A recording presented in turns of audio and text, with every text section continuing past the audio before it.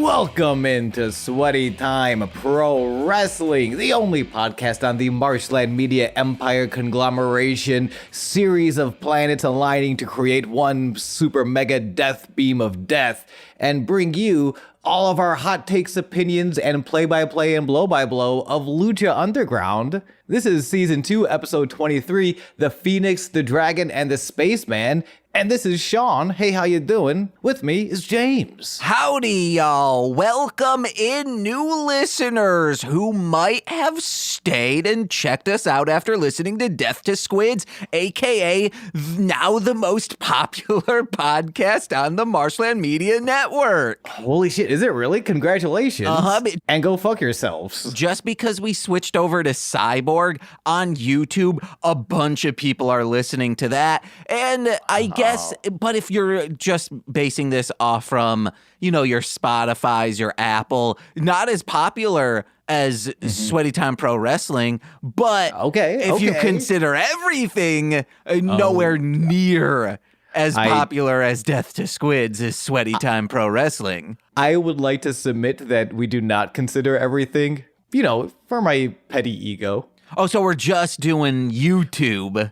If we can just count TikTok, am I winning there? Are we winning there? Am I winning there? Even the way I phrase that, you do so much work. Shouts out to James and the Marshland Media family overall. I'm not even going to make a bit about it. You do so much work, but clearly I need this win. So James, tell me I'm the most popular TikToker you know. A TikToker that I know? I'm pretty sure actually, Mo from According to an Idiot is by far the most popular TikToker I've ever met. Also, it's not even fair to call me a TikToker because, again, you do all of the work to make those TikToks happen. And our clips, the Sweaty Time Pro Wrestling, nowhere near the Powerpuff Girls Z clips that I make. Okay, I am recalibrating what I need. James, if you can just tell me I am the most other host on your wrestling podcast, I would appreciate it so much. I'll say you are the most consistent co-host on the podcast network right now. That comes a lot, especially from me missing last week for sleeping in for 12 hours. Yeah, but... So thank you for calling. Nicole's missed and I had to host an episode by myself. That's only 2 weeks. That's every other week. Jose sometimes looks at a text and does not respond back. So on the morning of what should be the record, I'm like, so I guess we're not doing this. And he's like, no, man. Oh, shoot. Sorry. Thought I messaged you back. But yeah, I can do tonight. That was my plans for tonight. And I was like, all right, it's mine too. And also, Sean, I will say, is there any room between your windscreen and your pop filter? There is half an inch now. Okay, good, because boy, oh boy, when you were I was like, should we just redo the intro? Because it's just like, push, push, push. I saw that. I think that's why I tried to pull away from the mic. I can retake it. Pull it. No, don't retake it. Pulling away from the mic just makes it sound more echoey. But if you just move that and have it be the same way, that wind's going to disperse itself. All right, well, how about you disperse this wind That's so into much better. My ass? Hell yeah, baby. We're farting up a storm. If you do farts into a microphone, ASMR style, you got to have a windscreen on that or you're going to literally blow out that mic. If you're... I hate this. Well, no, you don't.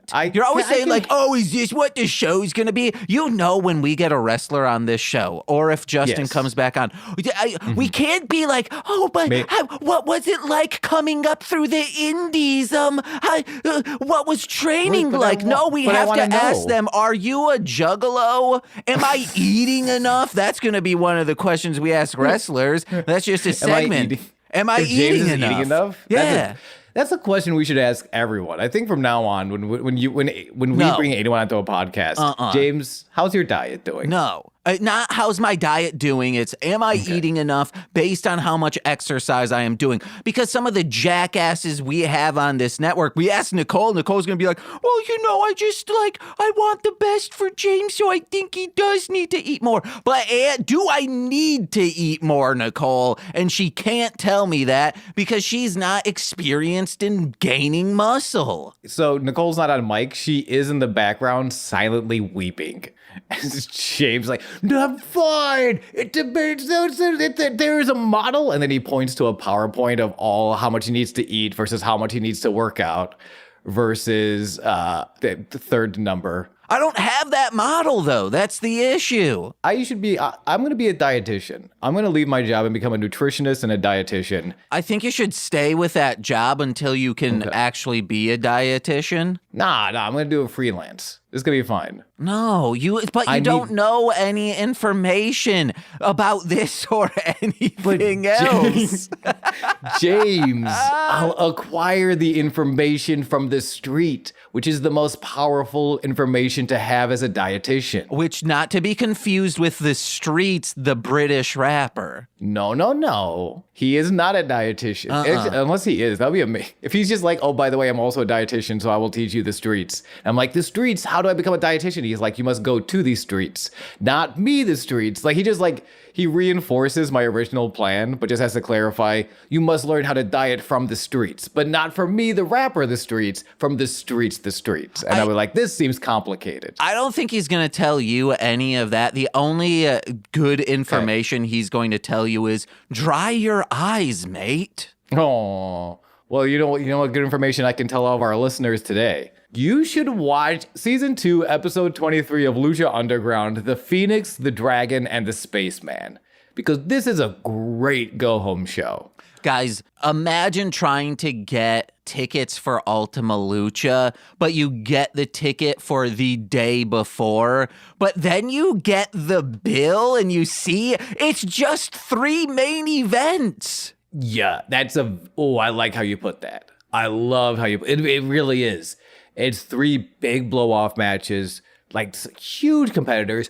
First time ever seeing, and I didn't realize this, Fénix and Johnny Mundo go one-on-one, which is crazy. Those are 2 huge names since season 1. Those have been like I feel like Puma, Penta, Fénix, Johnny. Those have been our 4 since season 1. You could throw Mill in there, but Mill has always felt very like final boss. So I guess you could put Mill in the 5, but as 4 as just like 4 could be babyface, could be villains, can go anywhere and do kind of anything, can look just as strong in a win or a loss. Those like 4 like prime utility players, 2 of them have never even touched one-on-one until tonight. Yeah. It's really good. And the match is really good.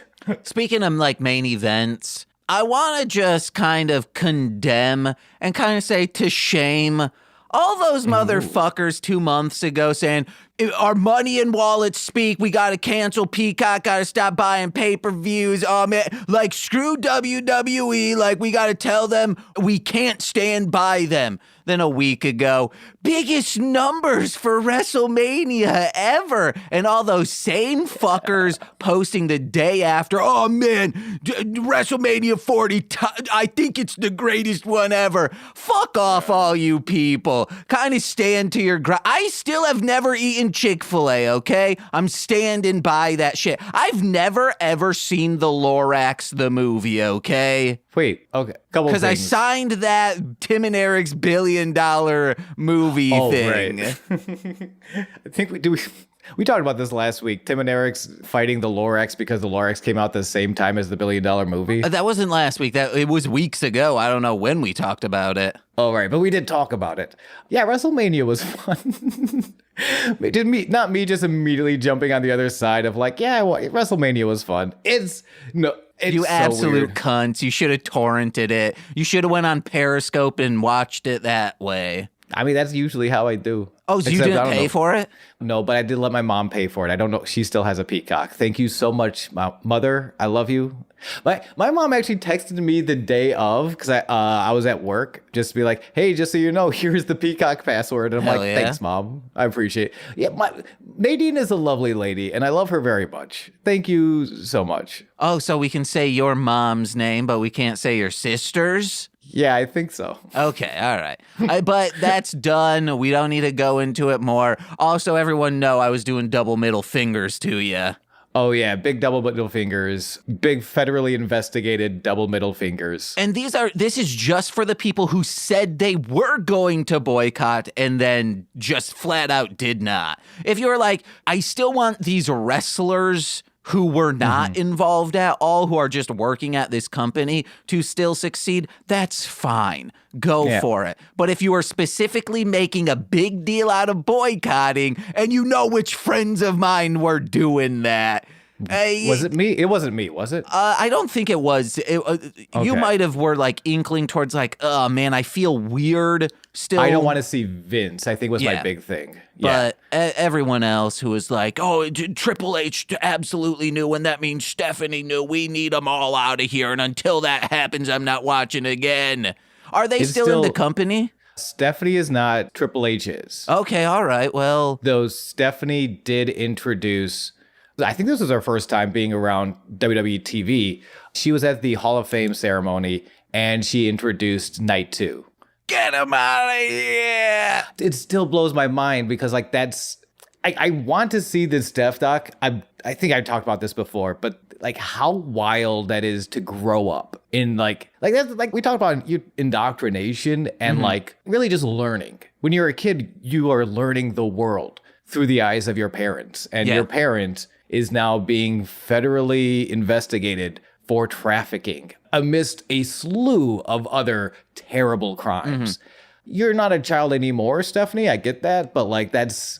I don't know. It's gotta be wild. And like, we don't know anything. I'm kind of hoping, I think regardless, to say she is a victim of Vince is not out of the way. I'm hopeful that she's more victim than co-conspirator, but you know, who knows? We don't know these people. Yeah. That really reminds me, if you are unfamiliar with the Carl Jopes and who's that? Billy Mitchell stuff. Billy Mitchell, that the King of Kong guy? Yeah, that alleged piece of shit. Gotta say that so he doesn't try to sue us. Because he will. I will not say one thing or another, but someone I was with, I will not say who I was with, goes, man, I can't believe anyone defends this person. Like, I can't believe like people want to still be around him. I go, I can't believe someone is his wife. And goes, or that other person goes, oh, gross. And I go, I can't believe someone that is someone's father. And she's like, that is no way this man has children. And I looked it up. I was like, yeah, been married for a real long time, has 4 kids. I hope those kids see through his bullshit, but probably not. Alleged bullshit. Alleged bullshit. I mean, and that's the scary thing. I'm really close, just going back to Vince and the WWE. 2 things, I'm one voice in a slew of experiences that like do not personally know these people, have not been personally affected. Just one co-host of a podcast opinion in this slew of opinions. But to consider, when I really think about it, and I think about like everything, like it really is, there was a cult of personality around Vince McMahon. Oh, absolutely. And it's how so much of this has got done, and why it is such a problem is because like he cultivated a culture where he could not just get away with that, but encourage it. Like that's like using the victim in question, the woman, as a bargaining tool in certain wrestlers' Brock contract negotiations. And like that didn't sound like it was the first time. She's not the first person. She's just the person who can break her NDA because dude stopped paying it. So she had to take him to court. Like that's like, and it's not to hold Brock unaccountable. And like certainly guys like John Laurinaitis who are named in the lawsuit, like also holding them accountable, but just to consider how he really operated it like a cult. which is the same, like, when I hear allegedly Billy Mitchell has children. Wait, no, he does have children. Yeah. But Sean, like, also, you don't compare it to Billy Mitchell because you don't know anything of what Billy Mitchell is doing. You might think he's doing something on the level of Vince McMahon. He is not. He is just an asshole. That's all he is. Okay. He has not done anything vile except, unless you count, no, actually he has. He is doing like chokehold lawsuits, allegedly, chokehold lawsuits on people to make them stop talking ill of him, even though what they are saying is true, allegedly. Which, of course, is not the comparison I'm making. More of the comparison of, I don't know, terrible people, not horrendous monster villains, the way Vince is, but terrible people having children and then just really kind of being left to like, I hope those children find a window to learn about the rest of the world. Because, like, shoot, I was watching Matilda the other night, and Matilda's older brother, he doesn't have a goddamn chance with Rhea Perlman and Danny DeVito, who play their parts beautifully in that film. Matilda holds up so well. But like, yeah, Matilda's older brother doesn't have a chance in that fucking house, the poor kid. Like, the most he's going to read by the time he grows up is going to be flat earth conspiracy articles on the worst websites you can find. That dude's not growing up in the time of websites yet. No, but he's going to be there, and he's going to be like 65 years old, and it'll be the first thing he reads ever. And it's going to be like when your window of leaving, of like expanding your mind, is really just another terrible cult, like, yeah, that's fucked. And it's not to not hold people accountable, but it is to, I don't know, see, like keep things in perspective, like, or to see the perspective of everyone. We are not heroes and villains in this world. Maybe we're just technicos and rudos, and some of us had more opportunities to study the techniques of technicos, while others of us had no other alternative but to live the path of a rudo. Oh, but maybe some rudos do study technique, so much so they are a hunter. Billy Mitchell, allegedly. No? King Cuerno. I'm trying to get off from this. We spent far too time. I wanted this to be like a 1.5 minute thing. And then you're like, oh, hey, we need to go into the deep moral fibers of what's going on right now. And I'm like, no, this was a joke of just like, hey, 2 middle fingers, you fuckers. You brought up some good points that I don't know, was felt dig enough to deep into. I said what I said. But we do have, so that's our WrestleMania recap. Let's get into it. Episode 23 of Season 2, The Fénix, the Dragon, and the Spaceman. We cut to the desk. El Conuto Nueva Ola is like sent their guitarist into play into the audience, which I just like. I like that's how we open up. It's just some fucking guitarist shredding in the middle of the Temple Faithful. We cut to Vampiro. He's in his Doom Crew Inc. Black Label Society finest. He's going out of his mind with excitement. Also, maybe a lack of medication. Vampiro, out of the mental asylum, into the temple, is just so stoked for Ultima Lucha Dos. And that's in kayfabe, not in reality. No, of course. I do hope, just like as we're going into it, I do hope they come back to Vampiro. Vampiro started this season being let out of a mental asylum, very Twisted Metal Black. And I hope we see maybe I just like Twisted Metal Black a lot. I do hope we see Vampiro's mental asylum come back, either at the end of this season or the start of season 3. I hope Vampiro shows up in Twisted Metal. You know what? Same here. I hope I start the Twisted Metal TV series. It looks very good. Yes. I watched it in like a day. It's so good. James, I won't say I don't know if I've ever seen you so offended that I haven't seen something, but that was an up there response. Hey, listeners, just so everyone knows, actively watched WrestleMania, has not seen Twisted Metal on the same streaming service. Adrenaline it also in my soul. Whenever anyone says Joe or just talks generally about like the Pacific Islands, you're like, Samoa Joe's sorry. Some other motherfucking Joe is my favorite guy ever. And you're not supporting him on Twisted Metal? Thank you so much for catching how I pronounce Samoa motherfucking Joe. Yeah.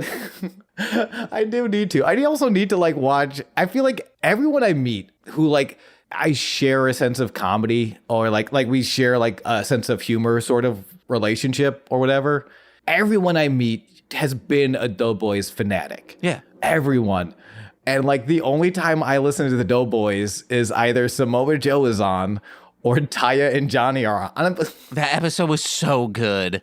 They're very silly. Taya and Johnny on Doughboys they're very sweet. I just love them. You could see on Reddit the people who were wrestling fans and listened to it, or just wrestling fans, but maybe not of Johnny and Taya.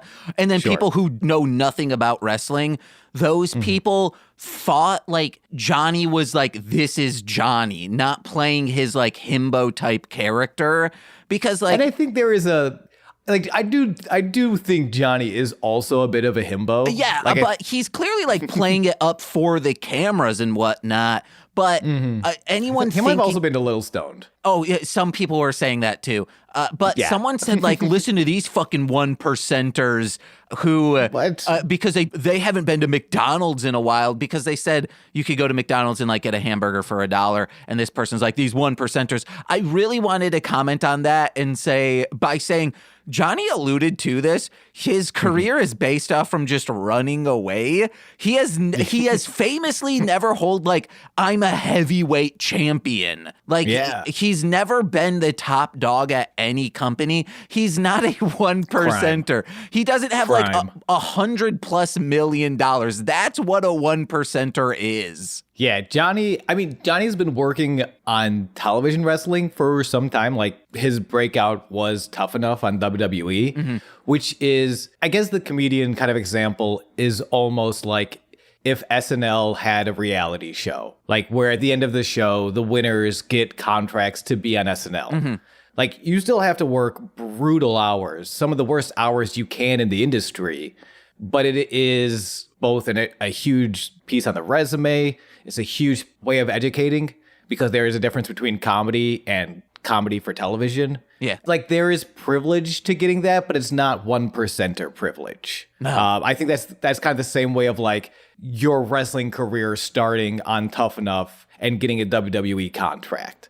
Like there's privilege, but not like that. It's also crazy how people who actively listen to Doughboys, where both hosts are very open about, if I did not have this podcast, that is the most successful thing in my life. But these, like, Nick wrote on like hundreds of episodes of television and is still like, I'm making more doing this podcast about fast food than I was making on any of these writing jobs. Yeah, it's sometimes something just hits.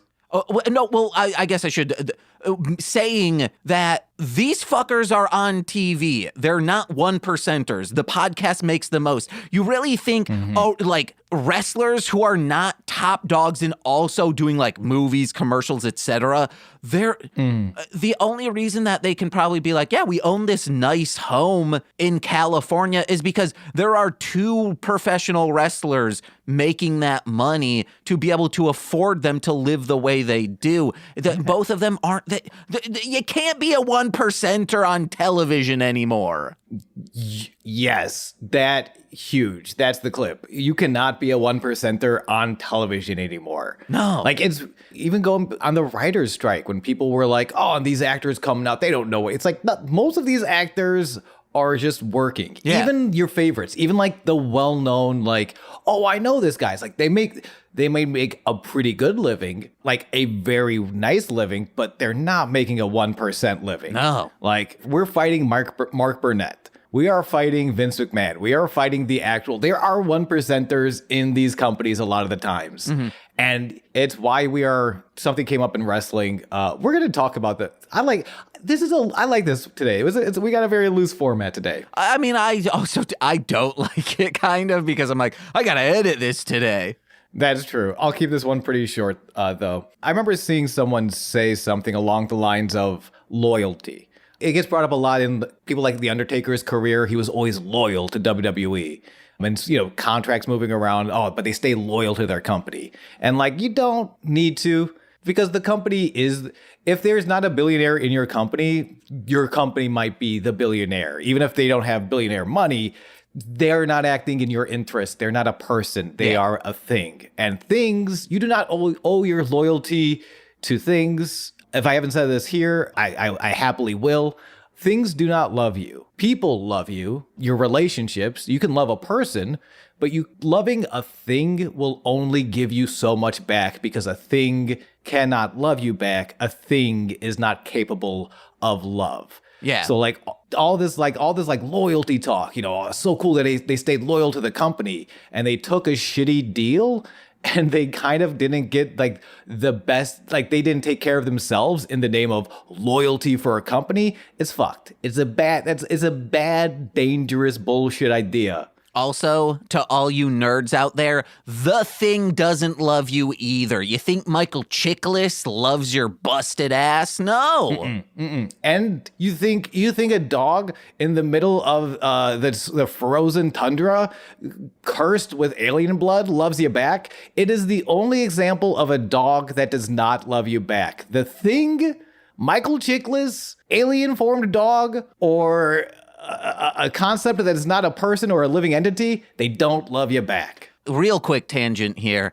We were walking home from the library, Nicole and I, in Lincoln Square, and I look at a bar and it says dog-friendly bar. And I go, you want to know what, Nicole? This is why I do the Dominator.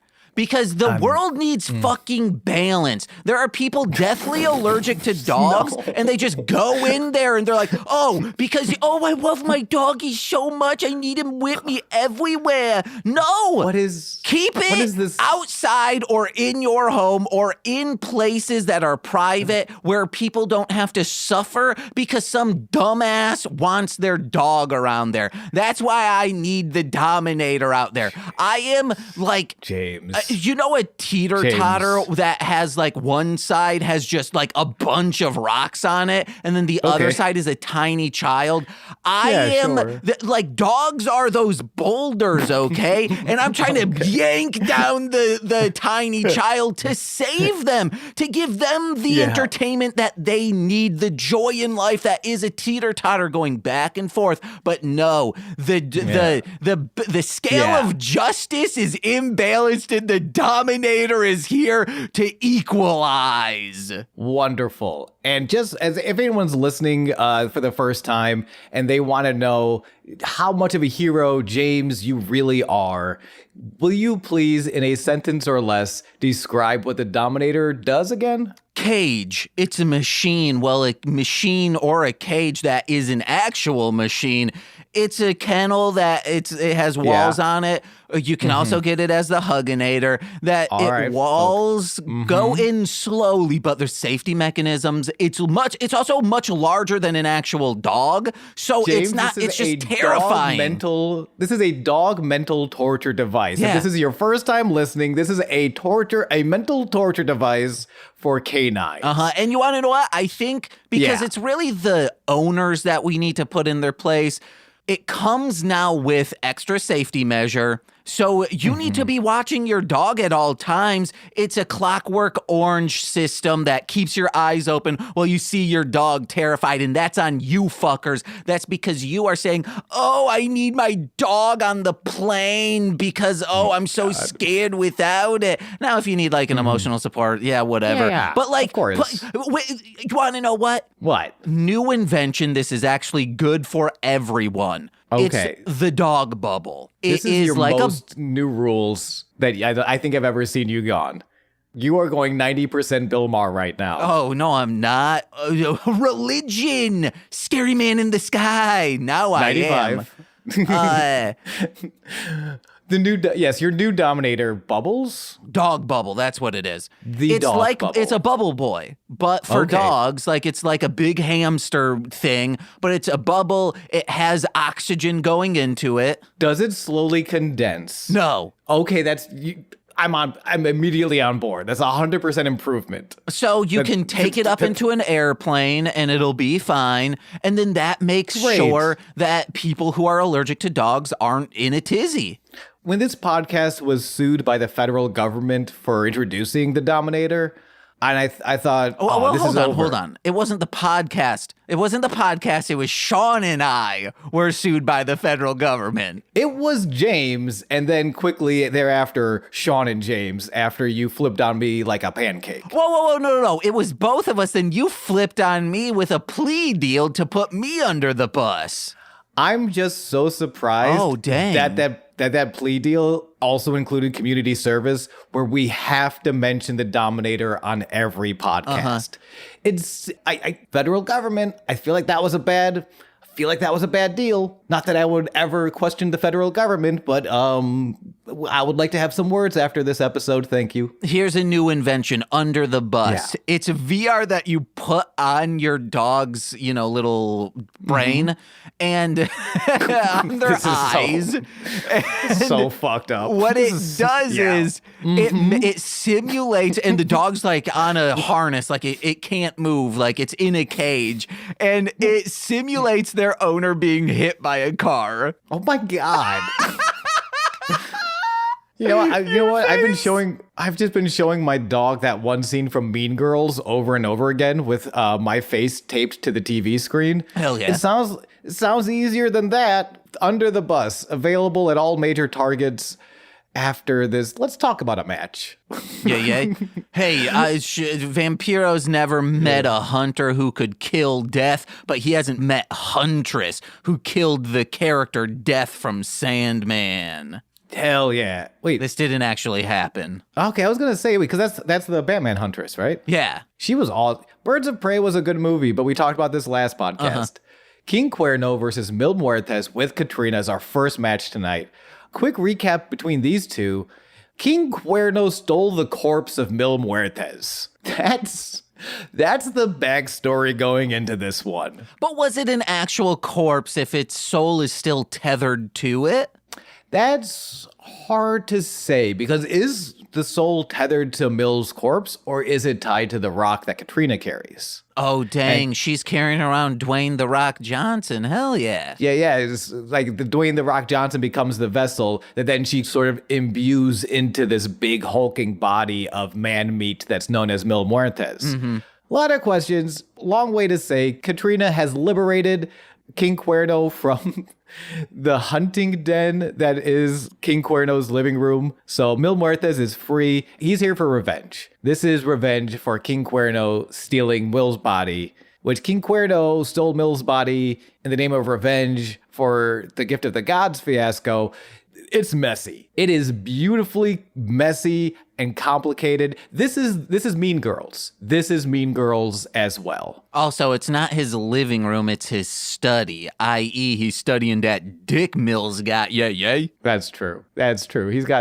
Mil, thank you for your penis. If you had Mil's body, like you're like, hey, it's on display, how long would you be like, I gotta see what he's rocking underneath? No, I don't think I would. I think after a year, I'd be like, it's been here for a year. I should just one day, maybe on Halloween, I'll strip him naked and put skull makeup on his deedle. Remind me after this podcast to change my will. Okay. Because, guess what, James? You were about to get my taxidermied body. Yes. But you just made it weird, so no more. Oh, calling Pete Holmes. I'm calling Pete Holmes is getting my taxidermied body when I die now. So think about that one. But all he does is make it weird and crispy. I hope he doesn't paint my penis in skull. No, he's going to deep fry it. All right, nice. Mil's trying to murder Cuerno. Bell rings. Mil is chasing Cuerno. Every now and again, you see Mil just I have something to prove. This match is for a reason. This match here is for a reason. Chases Cuerno in and out of the ring before catching him with a spear. Cuerno is getting slapped. He's getting tossed. He's getting choke slammed all over the damn place. Mil covers. Cuerno kicks out at 2. Eventually, Cuerno struggles to fight back. Jumping knee, single leg drop kick. Gets Mil out of the ring long enough for an arrow from the depths of hell. This match is a fucking car crash, and I love it. Ref's fallen out of the ring. Cuerno brings in a chair. He smashes it into Mil's face, and Mil just gets upset, which is my favorite. It's the old Blazing Saddles. No, don't shoot him. You'll only make him mad. I love when someone's just so beefy that it's like, here, I'm gonna kill you. And it's like, oh no, you just made me angrier. Ah, shit. Cuerno loads up for a second chair shot. Mill punches him in the face so hard that they both fall over. Mill uses the chair on Cuerno's lower back, sets the chair up in the corner, charges at Cuerno, who dodges. So Mill kind of runs headfirst into his own chair. Cuerno, with the flash roll up, pulls on the tights, puts the feet on the rope. He does everything but like murder Mill's mother to steal this match, which he does. He steals a victory at 4 minutes and 33 seconds. He escapes, Cuerno does, but for how long? How long can you survive in the wake of hatred of Mil motherfucking Muertes? I would also say he does everything not besides kill Mill's mom. He does everything besides just hand Justin $2,000. Pretty much, yeah. Shouts out to Justin Borden refereeing this match. Yeah, it is very much like by the skin of my teeth, but like Mill is still coming for you, bud. Good luck. Also, Stryker says, oh yeah, we got so many people in the crowd, this, that, dignitaries are here. And it's like, don't say that. Yeah, hold on. Yeah, because we have cameras. We can pan out to dignitaries and see that you don't have 80. No. Let's say they are there. No. That seems like a security risk for, all right, let's see who. Dignitaries and everyone else in the stadium. Yeah. I swear to God, Matt Stryker, if you put Danny Trejo at the time of recording Machete, if you put beloved Danny Trejo in danger, I'm coming for that ass. I'm gonna beat you to death with a bag of mashed potatoes. Okay, Matt, I know you're listening.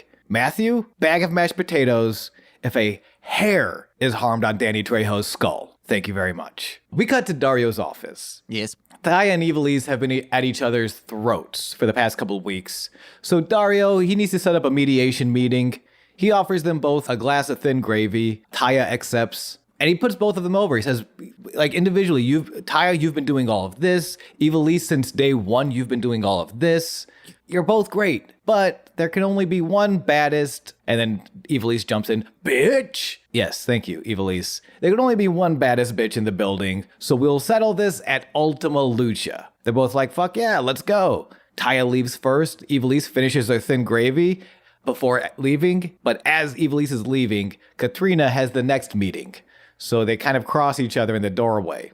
Katrina says, good luck, little girl. Ivelisse is like, don't think I forgot about you. Ooh, these stories, they hold up. They remember that they hate each other. And I love that. It's just satisfying as a longtime viewer. Because even if this is your first episode watching, who are those two? I'm not sure, but they don't like each other. That's interesting. Like, it's all you need is paying off the longtime viewers who remember that they don't like each other, as well as like quickly and efficiently setting up their relationship for new viewers. Mm-hmm. And then I would like to say Katrina comes in and immediately says, we want a rematch with Cuerno. And Dario laughs so hard as if Dario laughs like he saw someone hit in the balls so violently they farted too hard. This man loves the fact that he's like, what? No, you guys just lost. I'm not giving you shit. You just lost. And oh, by the way, Katrina, I fucking hate you. And Dario, like, as he's laughing, he lists off all the things her and Mill have done to him. You attempt to take over my temple. Mill tried to kill my baby brother. You destroy my office. Now you want something from me? Dario on top is a petty fucking, like, very, like, fire signed out of his mind. Or I guess more wind sign. I don't know enough about astrology to dig deep into this, but he's very whimsical when he's petty. So he's like, yeah, absolutely fucking not. But Katrina stands her ground because they want Cuerno, pause for effect, in a death match. Dario gives a big gulp, like a cartoonish level of death match. You say? He fucking loves it. He even says, you know, I hate you. But you know just what to say to get me excited. Death match is booked for Ultima Lucha. I'm curious what a death match... I don't know if they've used those words to describe a stipulation before. I know what a death match is according to the state of New Jersey, I think, which is a match featuring weapons that are specifically bladed, that are designed to cause bleeding. So if you have a bunch of baseball bats, not a death match. If you wrap those baseball bats in barbed wire, death match. That's according to the state of New Jersey or Pennsylvania, I forget which. I don't remember what a Lucha Underground death match is, but I'm fucking stoked. It could also be the first round, no blades. Second round, one blade. Third round, both blades. Oh, shit. And those blades are just big fans. Like Katana Mortal Kombat style? No, like in Cyborg 2 Glass Shadow, there's just these big propeller fans that you can slice someone's head off with. You call that a fizzy lifting match. Willy Wonka's fizzy lifting drink match with the big propellers that spin overhead. And Grandpa Joe, you old bastard, you better fart in your grandson's face or else you're gonna die. They also have to burp. I don't think the Tim Allen. Well, I guess the Tim Allen sound could be a burp. Yeah, that's as a kid. I always did that. I'm just picturing a remake now with Tim Allen as Grandpa Joe. But just like as they're up there, he starts going on like, "Hey, Charlie, you ever read about libertarianism? There's some really good ideas in there." It's like, "Oh, God damn it, Grandpa Joe, I hope you die." Hey, watch your mouth when talking negatively about him, okay? Tim Allen? Yeah. I'm so sorry. His brother was my teacher in many classes, all right? I don't think I knew that. We've talked about this before. You did know this. Oh, okay, cool. Prince Puma versus Dragon Azteca. Not to Dark be rude, just Prince that we're Puma. behind. Prince Puma's edgy as fuck in this. Also, real quick, as they're making their entrances, there is a President of Jack Evans fan club sign, but it is being held upside down. And to that I say good. A reminder, Jack Evans doesn't believe in dragons. The whole reason I have a bag of mashed potatoes is to beat the shit to death out of anyone who does not believe in dragons. Dragon Boy Suede, I'm doing this for you. Other dragons, I'm doing this for you as well. Dragons are real. If you're not down with that, you're catching a bag of mashed potatoes to the dome, baby. We sent Howard, Dragon Boy Suede, and Megan Beth Keister, stand-up comedian Megan, a care package because Dragon and the Monster coming out this Friday, April 19th, wherever music is found. Nicole Babies. had been like gathering up cereal boxes, that like cool IP cereal boxes for him. And he nearly cried when he got those. Like, he was so excited to get those. And my mom gave me, like, mom's spaghetti. She went to that pop-up restaurant, the M&M one. And there was just a brown paper bag stamped with mom's spaghetti. I was like, hey, and also here's this. He's like, this is like Mecca. You fucking, we knocked it out of the park with gifts. That's so cute. Man, I'm so excited to listen to that album. Also because that's how you treat your dragons. You don't beat them up in the bathroom with a pair of nunchucks like PJ Black and Jack Evans did. You give them sweet gifts and you let them know you love them. Yeah, you give them an old cell phone and they flip out for an old cell phone. Gifts are weird. It's beautiful. Gifts are weird and beautiful. And if you want to send us gifts, the P.O. box is in the description. Just let me know when you send something. Yeah. All right, let's get into this one, shall we? Dueling Let's Go Puma Azteca chants before they even touch. Which Dragon Azteca Jr. made his debut this season, about halfway through this season. He's still, like, the stuff he's been doing has been, it's understandable why people are so hot for him immediately. He's very good. A reminder that it will become Ray Horace if you are a Ring of Honor head or independent wrestling head. Dodge escape, ends in Dragon avoiding Puma's standing moonsault, Puma landing superhero pose before they start their second sequence. Like, I can't get into it every beat by beat, or I would have like 3 books worth of notes. These guys do a lot in a short amount of time. The first note of something that they did was, I believe, Azteca went to do like a suicide dive through the ropes to Puma, and Puma like catches him mid-air fireman carry style.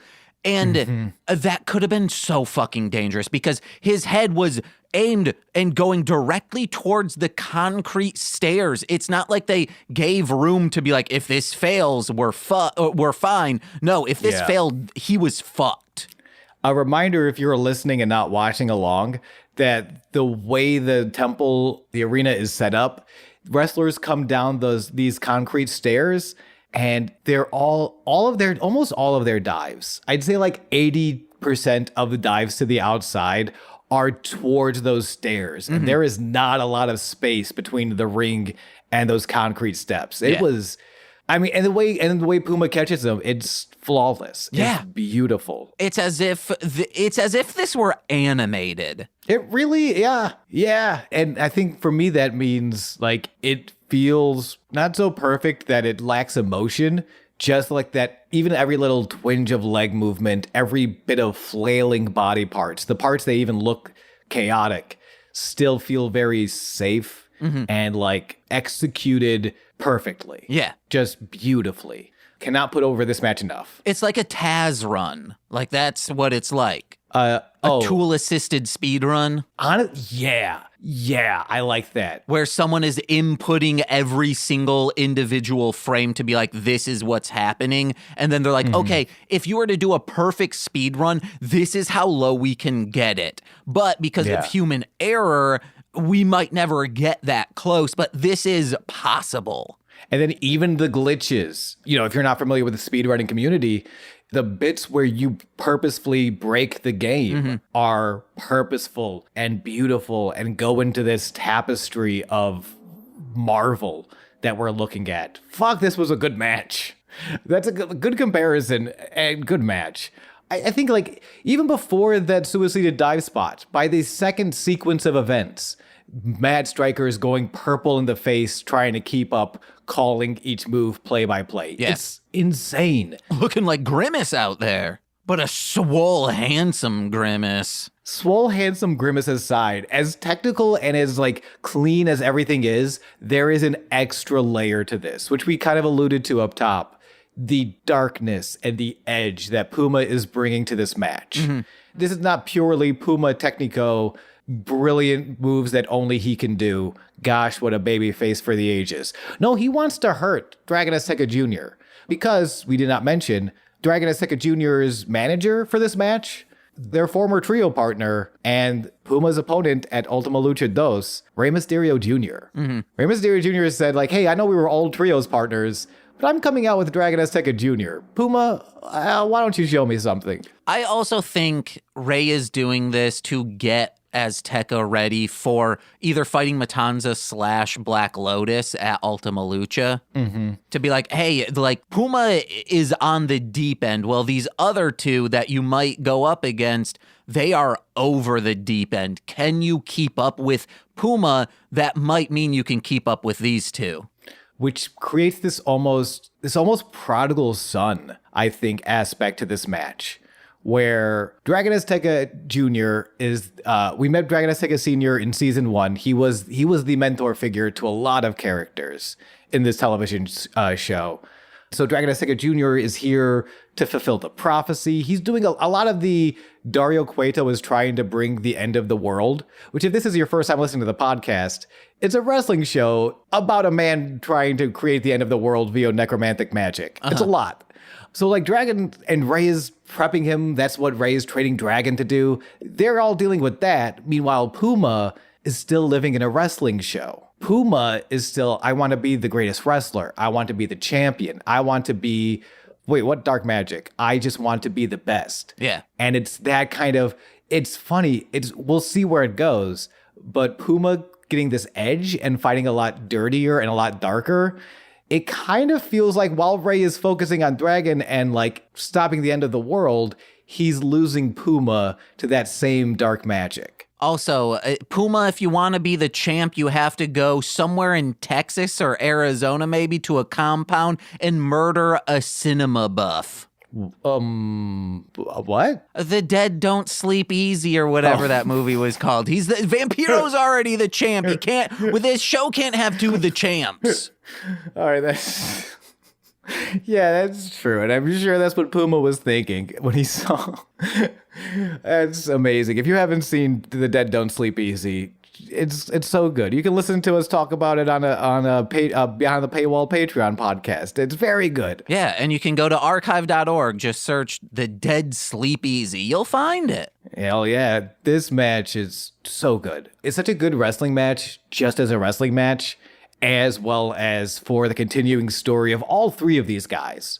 You know, Puma trying to like keep that white meat baby face, but this really isn't a world in the temple, a world that supports baby faces like that. Dragoness Tekka Jr., who is here for a very specific reason, to avenge the death of his master, to stop these evil plans, and Rey Mysterio caught in between both of these guys.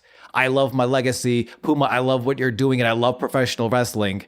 But also, end of the world type shit that only we can stop. Like, what do we do? It's wonderful. Puma does go over. He wins the match in 8 minutes, 45 seconds. After the 630 splash, and then before pinning, after hitting his big splash finisher, before he shoots the pin, making hard eye contact with Rey Mysterio. After the match, Rey climbs in the ring to check on Dragoness Tekka Jr., and fucking Puma's talking shit. I think the one thing I got was, at Ultima Lucha, that's you, daddy. Puma to Rey. And after which Rey stands up, he's like, yo, you're talking shit right now, bud. Bud, I appreciate it. This is the chosen one, though, who's the only one who could stop the prophecy and the world ending. So, but he doesn't even say that. He's just like, you're talking shit right now. You're pulling my buttons and you're pushing my leg. And I gotta tell you, Puma, Ultima Lucha 2 is gonna go fucking crazy. We get a very odd segment. I feel like they kind of shoehorned this in, but I'm looking forward to the match. Oh, absolutely. Mac, Tejano, Cage, and Son of Havoc, they're in the ring because Dario has something to say to them. He's going to set them up with, it's a mini tournament, I think he said. So it's going to be 2v2, and then the winners of those going into the finals. All of this to take place at Ultima Lucha. The unique opportunity tournament. Dario loves his unique little opportunities. It's always like you win, so you get something, but at the cost of something else. Yeah. I think the best example was the best of 5 series between Drago and Aerostar. Drago won, so he had a chance to challenge for the title, but if he lost that opportunity, he was going to be fired. Yeah. That's the sort of unique opportunities that these 4 will have a shot at Ultima Lucha. And Dario says, hey, I'm giving out opportunities. It's like Christmas in this ring right now, which this is exactly like my Christmases too. There's always a man wearing a bullwhip, a machine, an executioner, and me, a juggalo. Yeah. Whoop, whoop, Mac. Whoop, motherfucking whoop, Mac. I also love how he ends this segment, which is very... Dario, I forget the actor's name, and I should have pulled that up. But for a guy that came into wrestling not from wrestling, like he was an actor and a comic actor. I think he was an improviser. We determined that, right? I don't know if he was an improviser, but it seems like that's the field or where he came from. Just based purely, he's in some like college humor stuff. Like he's in all these things that seems like he's gotta be a groundling. And he just, wherever he's from, he gets wrestling so well. Because at the end of it, he's like, all right, so 4 of you better, rest up, get ready for this opportunity. And he starts leaving, and he just kind of turns back around. Or you could get the start on the tournament right now and take care of some of your opponents. Okay, bye. And just fucking exits as they just start beating the shit out of each other. No referee. This is not a match. This is just, oh, that's a good point. I could beat the shit out of you now. Yeah. He's a little shit starter, and it's the best thing to be in wrestling if you're not a wrestler. Like if you are not a professional wrestler, but you are a personality, be a little shit starter. Like you're gonna create some really interesting good moments. They cut to commercial, come back, run down the card for Ultima Lucha 2. You got the 4 opportunity tournament: Mil versus Cuerno, Puma versus Rey, Black Lotus versus Dragoness Tekka, Taya versus Evilise, Gift of the Gods 7-way, Ultima Lucha Championship match, Matanza versus Penta, and the Trios title match, which they set up top. Drago, Fénix, and Aerostar versus PJ Black, Jack Evans, and Johnny Mundo. The Worldwide Underground. They mentioned it up top at the desk. I think this is the first time they named that team. Yeah, I think so. And I love WWU, the Worldwide Underground. These cheeky fucking bastards. I love them so much. I just call it, what's quadruple but for 5? Oh, a quintuple, sorry. The quintuple U. The Worldwide... Wait, there's only 2 W's. Yeah, WWU. Quintuple U. Okay, damn, that's a lot. Sorry, my brain. Ooh, that's a good name. Ooh, that's a good name, and my brain is starting to sizzle. Let's get to the main event before it totally implodes. Speaking of that trios match, we get a taste of it. First time these guys are touching. We said it. We talked about it a bunch up top. Fénix versus Mundo with Taya. Oh boy. I'm sorry. I need to catch my breath. Yeah, guys, and if you don't like Johnny, at least we know that jacket he's wearing is rock and roll, baby. Yeah, let's go. Wait, I didn't catch Johnny's jacket. So it's one of the commentators. I watched this a week ago, so I don't know who said this or why. He must have had a jacket on that looked. It was like a full length jacket, kind of looking like The Crow. Yeah, I think it was kind of like at 2009, 2010 Edge style jacket. Oh yeah. Yeah, Vampiro was kind of putting it over, and his bandana. I think Vampiro like makes the whole thing like, Taya has to help him put that bandana on, and Matt's like, what? And Vampiro's like, oh, I'm just talking about his bandana, dude. No, I think he said I'm the one who taught him how to wear a bandana. You're right. No, it's Vampiro's. Excuse me. Thank you. Vampiro takes credit for teaching Johnny this sweet ways of bandana wearing, and thank you, Vampiro, for that. There's no love lost in this match. As Johnny shoves Fénix, Fénix responds by overhand slapping, not even chopping, just slapping the chest. These guys have been here since day one, and they've sort of been orbiting each other, but they've never got the clash. And seeing these two go one-on-one, it's... This is also a very good match. Fénix gets 2 pin combos, standing moonsault. Fénix not even breathing hard as Johnny has to back up to the corner. So a lot of Fénix this match. I feel like Fénix really bringing that pressure. Since season 1, I think that such a difference between Fénix and Puma is that Puma was so ready to be the hero.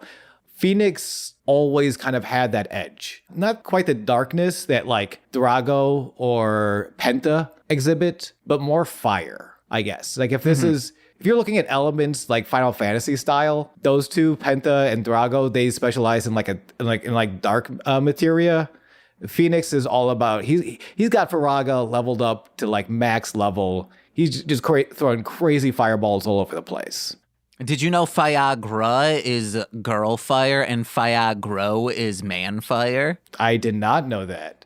Did you know Viagra is a penis pill? Yeah, for ladies. And Viagro is the masculine kind. Yeah. This is a joke I said on a Mostly Speaking Sentai years ago to Jose, and Jose hated it. He's like, shut up, James.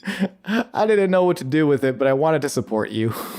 Also, in the beginning, Fénix is giving like quick slaps to Johnny, and Johnny is screaming like a kid at the beach surrounded by seagulls. I had the same thing. I have Johnny gives the little kid, ow, that hurt for real face cry. He just goes like, ah, like a kid being scared of that a bunch of seagulls is ascending on him. It's very interesting to see Johnny, like, who has always been like, can be very cowardly, like chicken shit heel smart, but always brings a lot of like wrestling. But he's always bringing a lot of wrestling to the table.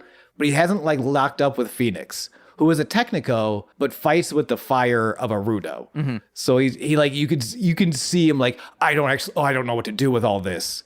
Not the wrestler, the character. Like you don't see that, not to put that on John Hennigan, but to put that on Johnny Mundo.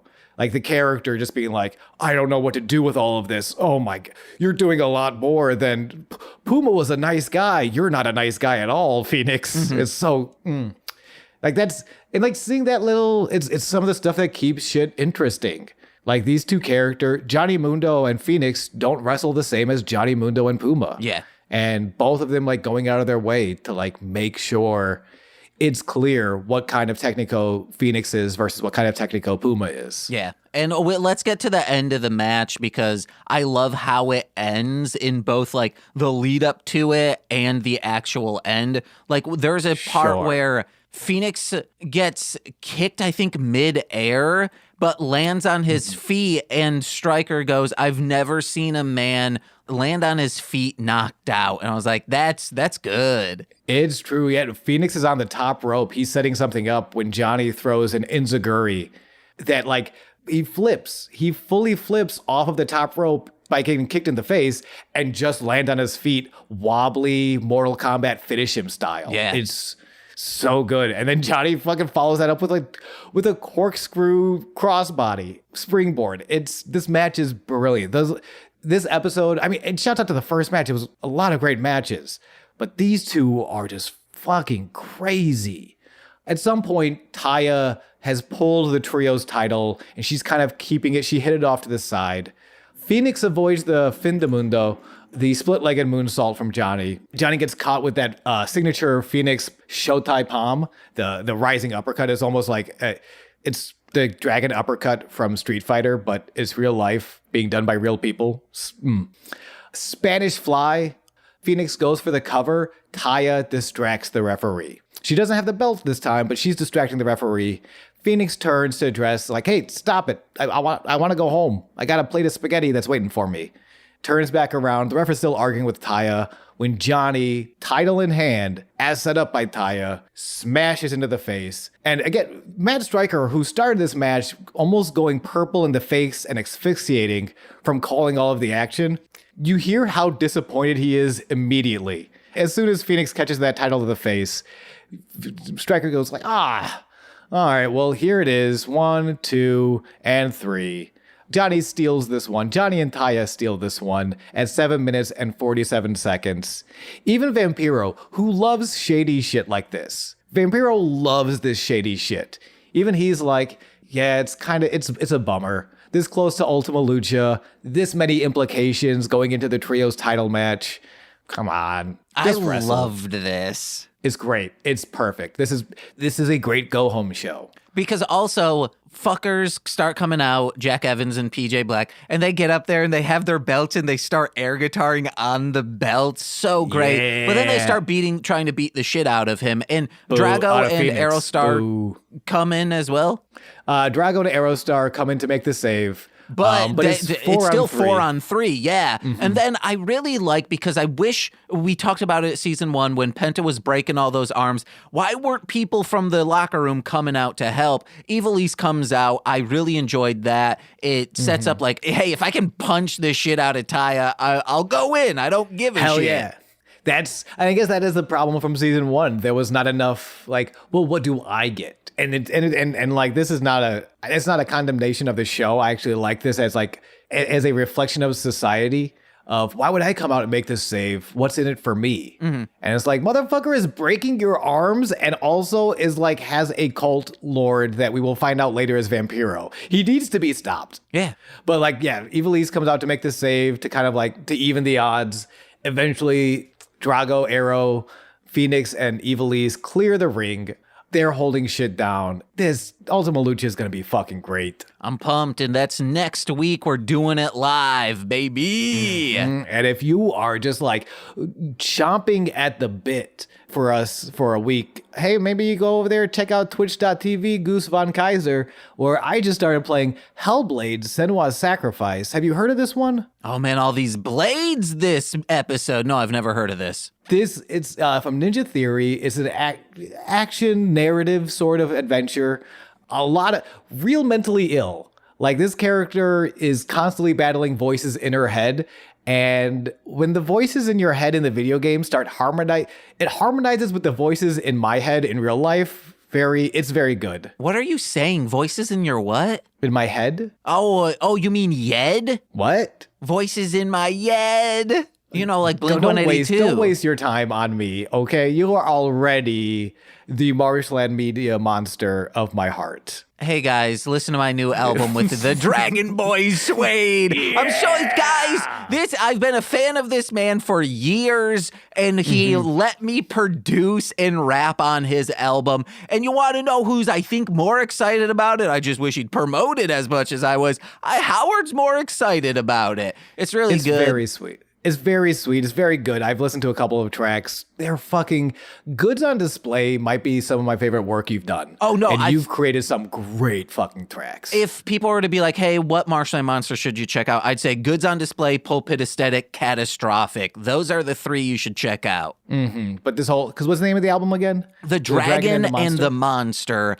Artwork by Lance Orr of Snack King Comics. Go check his stuff out. Lance Orr, that's 2 R's. Or go listen to his episode of Mostly Speaking Sentai that came out a couple weeks ago. Hell yeah. And hey guys, listen to the other podcasts and head over to patreon.com/MLM pod where for $5 a month, you get exclusive content every single Friday. We are discussing this week, Lil Coria and I, on This Existed, the MTV TV show from 1997, I believe, that Howard Kremer starred in, the Dragon Boy Suede, called Austin Stories. We're watching 3 Howard-focused episodes. It's going to be a great time. And if you're a $10 patron, you get exclusive monthly content in the form of straight to Patreon. There was I think we're going to do this thing called Mortuary Academy on straight to Patreon this week because the director of Cyborg 2 also did that, and Jose's like, oh, we got to do that one. I was like, I don't think we can do that for Deth to Squids. It's not science and action. And he's like, yeah, but for like the Patreon, I was like, oh yeah, we can do that. Hell yeah, Patreon for all this shit we don't know where else to fit in, but we just want to do. Yeah, and you get shout outs on every single free feed podcast. Let's begin with those, starting with Steve F.,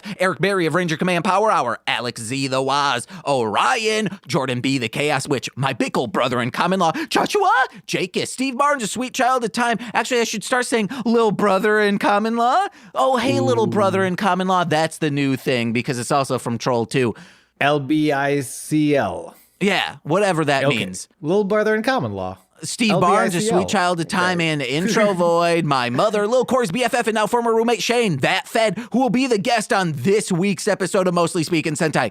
Core Winning, or twitch.tv/Core Winning. It's Corwin. And from the ROM Complex as well as Formulaic, even though it's on hiatus, twitch.tv/R2 Shelby2. I've been James. I've been Sean, and this has been Sweaty Time Pro Wrestling. Purple Prancer forever. Bye-bye.